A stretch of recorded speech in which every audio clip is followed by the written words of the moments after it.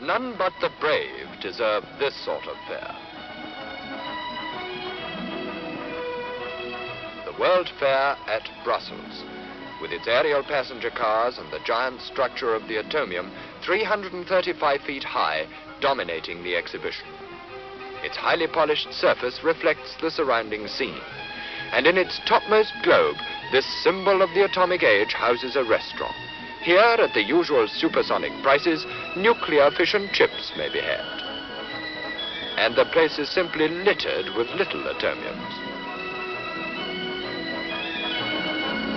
Ornamental gardens delight the eye, whilst the splash and stir of fountains fall softly on the ear.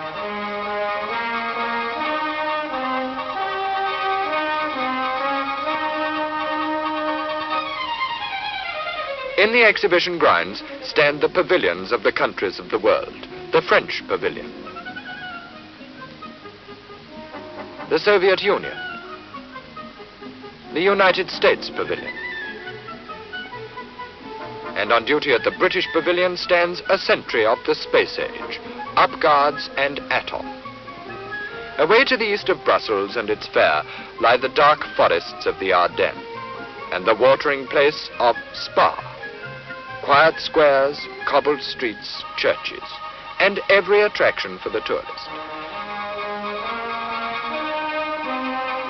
These provide the background for another sort of exhibition, of speed and skill over the sweeping circuit of Spa-Francorchamps.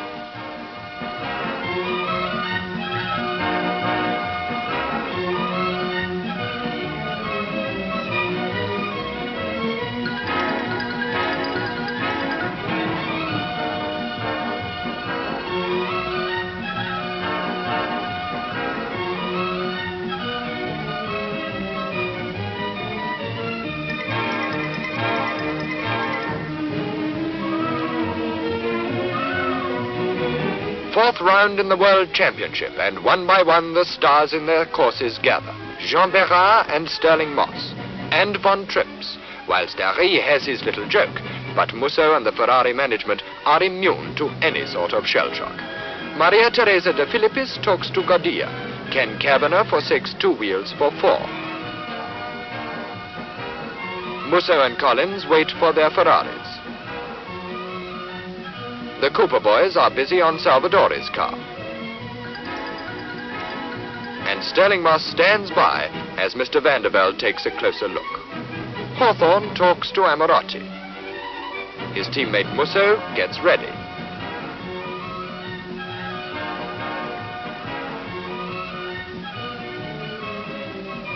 The Ferrari is started by the modern method, but Jack Brabham gets an old-fashioned shove.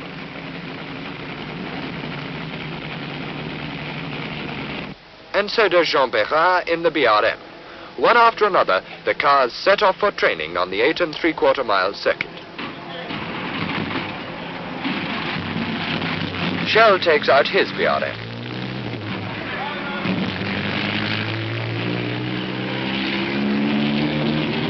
Lewis Evans is pushed off in the van wall.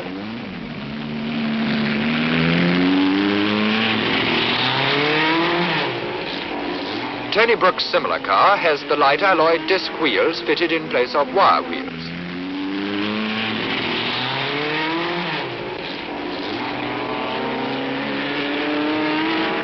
And to prove that Maserati really have given up motor racing, Moss tries out their new V12 3-litre sports car.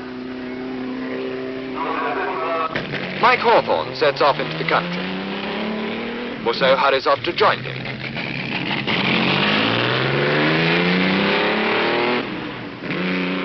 But Peter Collins takes his time.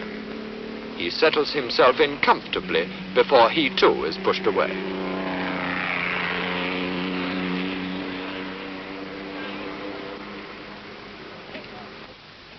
And now let's see what he'll find on his way round. With its recent modifications, Spa is now the fastest racing circuit in Europe.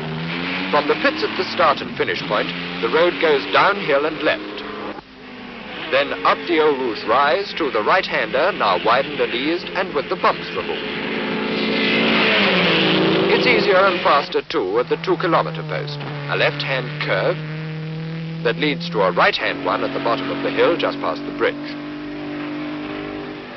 Then to the wide and sweeping left and right-hand curves which precede Malmedy. The Master Straight and the S-bend before the flat-out stretch to Stavelo.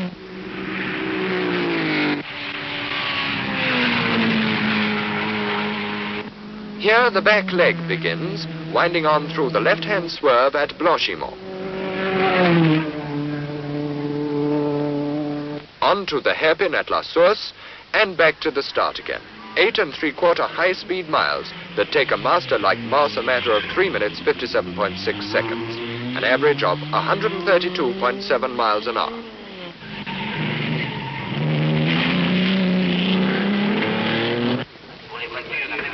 The pits are busy now, and Musso brings the Ferrari in, slightly at sea, his anchors almost away. And radioactive elements get to work. Jean de Bien, sole Belgian in the Grand Prix lineup, has his screen cut to size. It's overtime at the Ferrari pits, and Pete Collins isn't happy about the carburation, although he too has done a less than 4-minute lap.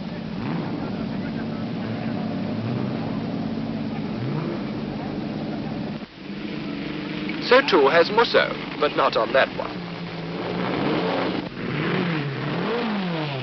Shell brings in the BRM, and he's just in time for tea.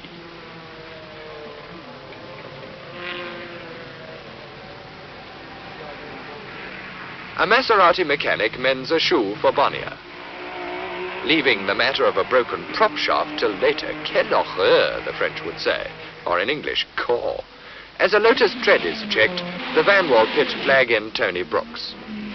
After a lap at 3:59.1, Brooks comes to a smooth halt, whilst mechanics start to check the car for signs of gearbox trouble. Officials unfurl the checkered flag that spells the end of training, and Hawthorne sets the mark with a lap at 3 minutes 57.1 to set the Ferrari cat amongst the Van Wall pigeons and win the pole position on the grid for tomorrow's Grand Prix D'Europe.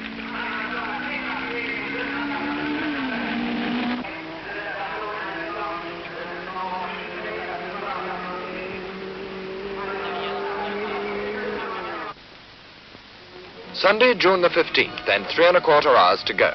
In shirt sleeves and summer dresses, the crowds pour in, anxious to get the best view.